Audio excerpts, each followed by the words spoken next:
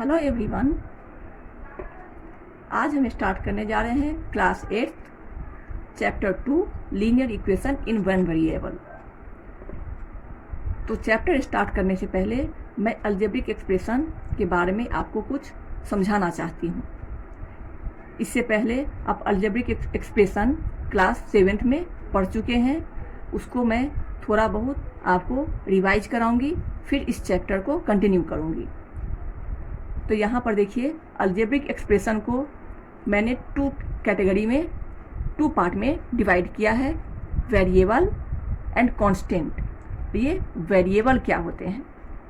तो वेरिएबल जैसे अगर हम लिखते हैं X Y Z A B etcetera, ये हमारे वेरिएबल्स कहलाएंगे। और कांस्टेंट क्या होते हैं? 3, 4, -2, -8 एट्सेट्रा, ये हमारे कांस्टेंट हो गए।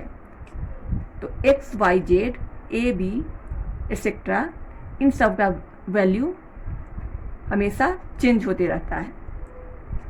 और 3, 4, -2, -8 इस टाइप के जो नंबर होते हैं वो कांस्टेंट होते हैं, वो कहीं भी आएंगे तो उनका value as it is means constant बना रहेगा।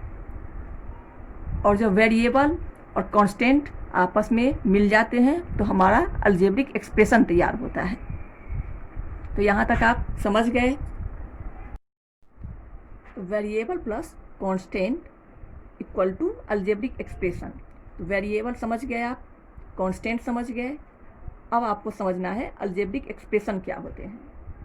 तो अलजेब्रिक एक्सप्रेशन के लिए फॉर एग्जांपल अगर मैं यहाँ लिखूँ 2x + 3, तो इसमें ये आपका अलजेब्रिक एक्सप्रेशन तैयार हुआ। अब आपको इसमें ये पता होगा कि इसमें कितने टर्म हैं, इसमें टोटल कितने टर्म हैं। इसमें हो गए आपके 2 टर्म्स। अब इसमें देखिए आपका कांस्टेंट विच इज 2, इसे आप कांस्टेंट बोलेंगे। और वेरिएबल्स कौन से टर्म हैं? एक्स, जैसा कि मैंने आपको बताया है कि वेरिएबल्स एक्स वाई जेड इस सब का वैल्यू चेंज होता रहता है।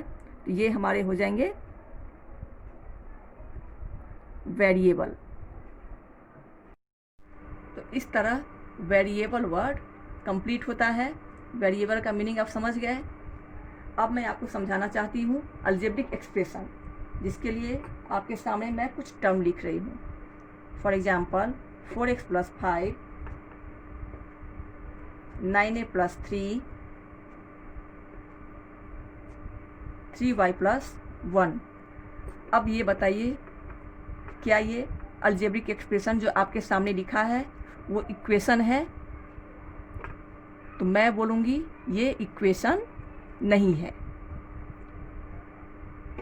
इसे इक्वेशन बनाने के लिए हमें यहाँ पर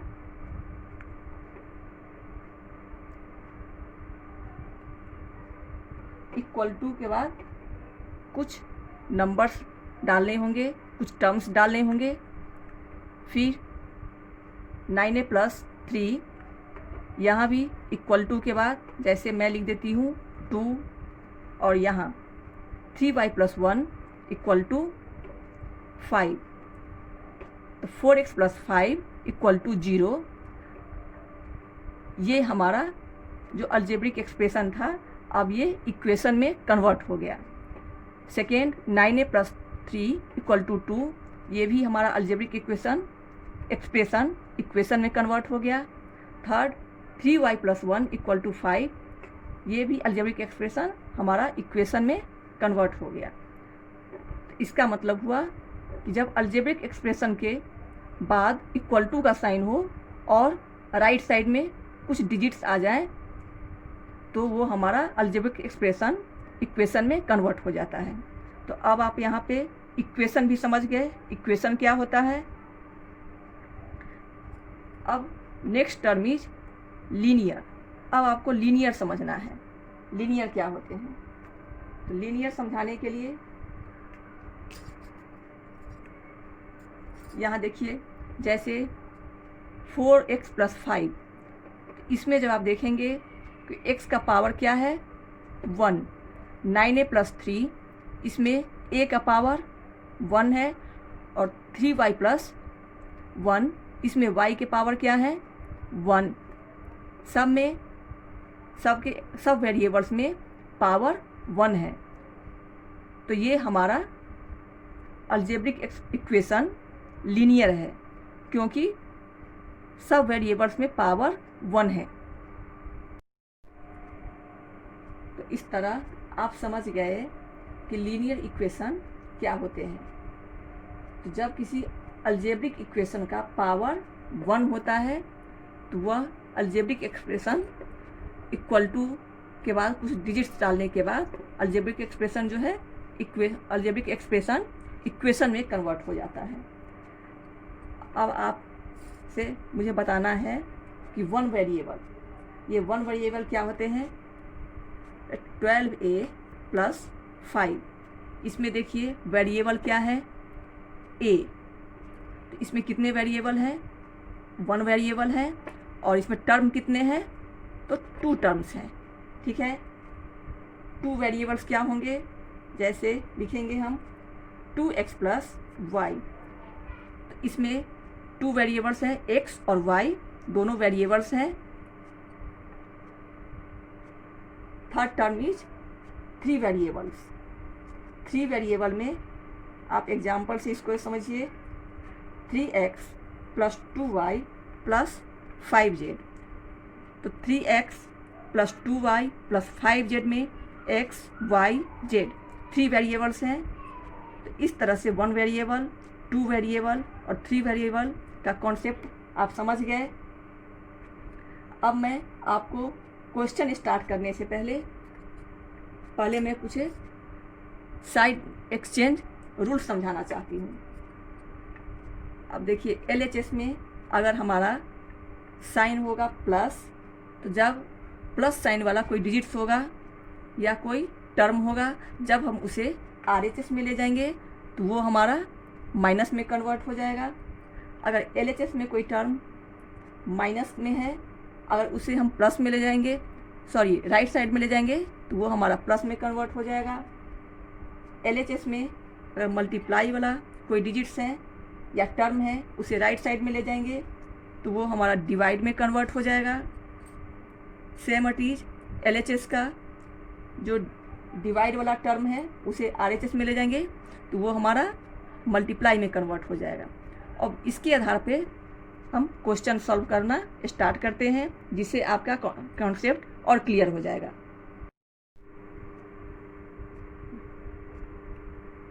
तो साइड एक्सचेंज प्रोसेस स्टार्ट करने से पहले मैं आपको वेरिएबल के लिए लीनियर इक्वेशन का एक और एग्जांपल क्लियर करना चाहती हूँ।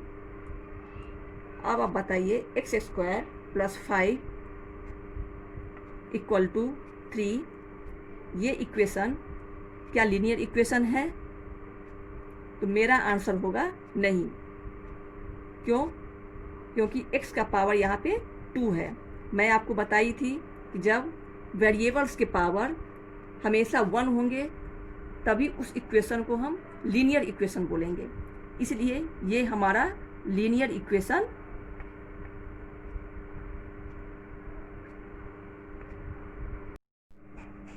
साइड एक्सचेंज रूल को मैं आपको 2 प्रोसेस में समझाना चाहती हूँ। First, variable in one side, और second, variable in both sides, means दोनों साइड। सबसे पहले हम स्टार्ट करते हैं वेरिएबल इन वन साइड। इसके लिए यहाँ पे मैं एग्जाम्पल लिख रही हूँ, 7y - 5 = 8। इसमें देखिए लेफ्ट साइड जो टर्म है 7y - 5, जिसमें y वेरिएबल है, इसमें हमें y का वैल्यू फाइंड आउट करना है। तो इसमें हम क्या करते हैं, जनरली जो हमारा कांस्टेंट टर्म है वो लेफ़्ट से हम राइट ले आते हैं, और लेफ़्ट से राइट लाने में ये कांस्टेंट टर्म अपने साथ में जो इसके लेफ़्ट साइड में साइन है वो कांस्टेंट टर्म का साइन है, वो अपने साथ में कैरी करते हुए यह लेफ़्ट से राइट आएगा। That means 7y equal to हम लिख सकते हैं 8 + 5। अब यहाँ पे जैसे मैं अभी अभी आपको समझाई थी साइड एक्सचेंज रूल, जिसमें अगर लेफ्ट में माइनस साइन होगा तो राइट में जाकर वह प्लस हो जाएगा। सेम उसी तरह -5 जब लेफ्ट से राइट आया तो ये प्लस हो गया, तो हमारा आंसर हो गया 13। अब हम इसमें y का वैल्यू, जो y वेरिएबल है उसका वैल्यू निकालना है, तो y इक्वल टू क्या हो जाएगा 13/7। अब यहाँ पे आपको समझने की ज़रूरत है 7y ये दोनों आपस में मल्टीप्लाई के टर्म में है, जिसमें मल्टीप्लाई का साइन छुपा हुआ है। तो लेफ्ट में 7 एंड y आपस में मल्टीप्लाई के फॉर्म में है, और जब ये लेफ्ट से राइट आएंगे तो यहाँ पे मल्टीप्लाई से इधर आकर राइट आकर यह डिवाइड के रूप में हो जाएगा। तो हमारा y का वैल्यू आ गया 13/7। तो इस तरह variable in one side complete हो गया।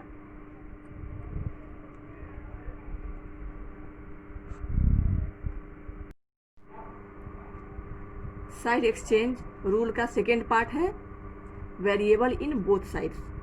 मीन्स वेरिएबल जब दोनों साइड्स होंगे तो उसे हम कैसे सॉल्व करेंगे, तो इसे हम एग्जाम्पल से बेटर वे में समझ सकते हैं। Example is 4x + 4 equal to 3x + 2। यहाँ पे देखिए लेफ्ट साइड में 4x + 4 जिसमें x वेरिएबल है, और राइट साइड में 3x + 2 यहाँ भी x वेरिएबल है। मतलब कि लेफ्ट साइड और राइट साइड में सेम वेरिएबल्स के अल्फ़ाबेट होने चाहिए। अब हम इसे सॉल्व करना स्टार्ट करते हैं।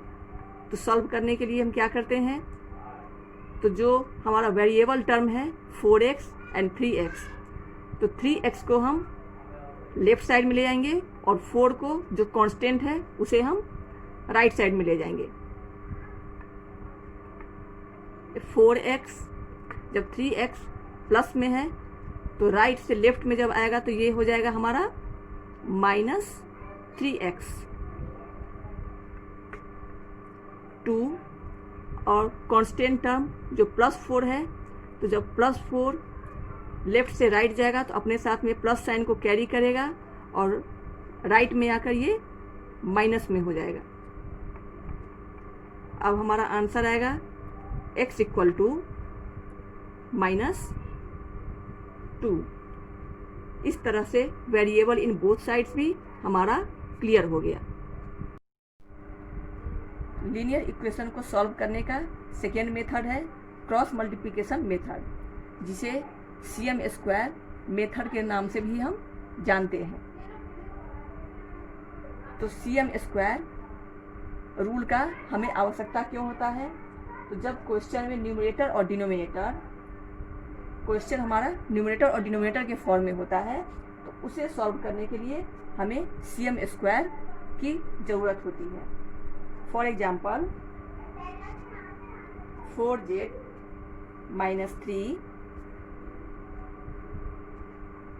2z + 1 equal to 5/7। इसमें देखिए ये हमारा क्वेश्चन न्यूमरेटर और डिनोमिनेटर के फॉर्म में बोथ साइड्स में है, तो इसे हम सॉल्व करेंगे CM² से। इसमें हम सॉल्व करने के लिए क्या करेंगे, ये हमारा न्यूमरेटर है और ये हमारा डिनोमिनेटर है। तो इसे सॉल्व करने के लिए हम क्या करते हैं, न्यूमरेटर को, लेफ्ट के न्यूमरेटर को राइट के डिनोमिनेटर से मल्टीप्लाई करेंगे और लेफ्ट के डिनोमिनेटर को राइट के न्यूमरेटर से मल्टीप्लाई करते हैं। तो इसे हम ऐसे लिखेंगे 4z - 3 7 इक्वल टू 2z + 1 5। अब इसे मल्टीप्लाई करेंगे 28z - 21 इक्वल टू 10z + 5। अब यहाँ देखिए 28Z और 10Z, जिसमें Z हमारा वेरिएबल है, सेम वेरिएबल है, तो हम 10Z जो हमारा राइट साइड में है उसे हम लेफ्ट साइड में उसके साइन के साथ में कैरी करेंगे। तो जैसा कि मैं आपको बताई थी कि 10Z जब राइट से लेफ्ट आएगा तो ये प्लस में है, तो लेफ्ट में आकर ये हमारा माइनस में कन्वर्ट हो जाएगा, और 21 जो हमारा निगेटिव टर्म है, जब ये राइट में आएगा तो हमारा ये प्लस में कन्वर्ट हो जाएगा। इस तरह सब्ट्रैक्ट करने पे हमारा आंसर आता है 18Z इक्वल टू 26। अब इसमें हम Z का वैल्यू निकालेंगे, तो 26/18 और Z आपस में मल्टीप्लाई के फॉर्म में है, तो जब हम Z से 18 को सेपरेट करेंगे और राइट साइड में लाएंगे तो ये मल्टीप्लाई से डिवाइड के टर्म में आ जाएगा। इसे हम 2 से कैंसिल करेंगे, 2 9 जा 13, तो हमारा Z का वैल्यू आ गया 13/9। इस तरह से क्रॉस मल्टीप्लिकेशन मेथड CM² आप समझ गए, जो हमें न्यूमरेटर और डिनोमिनेटर के टर्म में हमारा क्वेश्चन होता है, तो उसे हम CM² मेथड से सॉल्व करते हैं। अब देखिए लीनियर इक्वेशन में हम वर्ड प्रॉब्लम कैसे सॉल्व करते हैं। तो आपके सामने एक क्वेश्चन लिखा हुआ है, the present ages of Ram and Rahim are in the ratio 4:3। 4 years later their ages will be in the ratio 6:5. What are their present ages? तो इसमें आपका दिया हुआ है, तो राम और रहीम का जो प्रेजेंट एज है वो 4:3 के रेशियो में है, और 4 years later 4 साल के बाद उनका एज 6:5 के रेशियो में हो जाता है। तो उनका प्रेजेंट एज क्या है वो हमें फाइंड आउट करना है। तो इसमें हमें सबसे पहले क्या करना होगा, तो इसमें सबसे पहले हमें वेरिएबल्स हम x मान लेते हैं, x y z कुछ भी मान लीजिए, मैं यहाँ पर वेरिएबल्स x ले रही हूँ, और उसके आधार पे इसमें हम सबसे पहले लिखेंगे present age of Ram equal to 4x। Second, present age of Rahim equal to 3x। इस तरह फर्स्ट सेंटेंस हमारा क्लियर हो गया। सेकेंड सेंटेंस में है 4 years later, यानी 4 साल के बाद उनका एज 6:5 के रेशियो में होगा। तो इसके लिए हमें सबसे पहले लिखना होगा आफ्टर 4 years राम्स एज, तो 4 साल के बाद उनका एज, राम का एज क्या होगा, तो प्रेजेंट एज है 4x, तो 4 साल के बाद उनमें 4 years और ऐड होगा, इसलिए हम राम का 4 साल के बाद एज लिख सकते हैं 4x + 4। फिर 4 years के बाद आफ्टर 4 years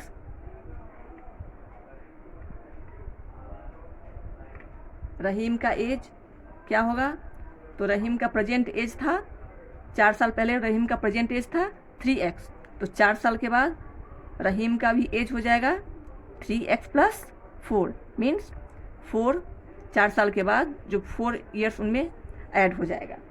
ठीक है, अब हम इसको इक्वेशन में अरेंज करेंगे। इसे भी हम लिख देंगे ऐसे, arrange in equation form. Equation form में अरेंज करने पे हमारा हो जाएगा 4x + 4 जो कि राम का एज है इज टू 3x + 4 जो रहीम का एज है और उसका रेशियो हमें दिया हुआ है 6:5, यानी 4 ईयर्स के बाद जो राम और रहीम का एज हो जाएगा उसका रेशियो है 6:5। अब इसे हम न्यूमरेटर और डिनोमिनेटर के फॉर्म में ऐसे लिखेंगे 4x + 4 / 3x + 4 = 6/5। अब इसे हम cm² रूल से मल्टीप्लाई करेंगे। इसमें हम लिख सकते हैं 4x + 4 × 5 = 3x + 4 × 6। अब इसे हम मल्टीप्लाई करना स्टार्ट करेंगे 20x + 20 = 18x + 24। अब हम वेरिएबल वाले टर्म को जो 18x है और राइट साइड में है उसे हम लेफ़्ट साइड में ले आएंगे। तो 18x प्लस में है तो राइट साइड में आकर ये हमारा माइनस में हो जाएगा, -18x = और लेफ़्ट में जो हमारा कांस्टेंट टर्म 20 है वो राइट में जाकर हमारा प्लस से माइनस हो जाएगा। तो 24 - 20। अब हमारा यहाँ पे हो जाएगा 2x = 4, दैट मीन्स x = 4/2 = 2। इस तरह से हमारा x का वैल्यू आ गया। तो इसके बाद तो राम का प्रेजेंट एज अब यहाँ पे हम लिख सकते हैं present age of Ram = Ram का प्रेजेंट एज हमारे पास क्या था 4x, तो x का वैल्यू हमारे पास आया है 2। 4 × 2 = 8 ईयर्स, ठीक है। और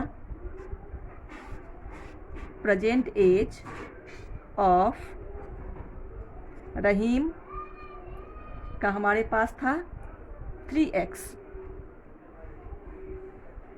तो x का वैल्यू 2, 3 × 2 = 6 ईयर्स। इस तरह हमारा राम और रहीम का एज 8 और 6 फाइंड आउट हुआ। तो इस तरह linear equation in one variable chapter 2 आपका कंप्लीट हुआ। आपको मेरा वीडियो कैसा लगा प्लीज़ कमेंट बॉक्स में लिखकर मुझे बताइए, और अगर अच्छा लगा तो मेरे वीडियो को शेयर कीजिए और मेरे चैनल को सब्सक्राइब कीजिए। Thank you.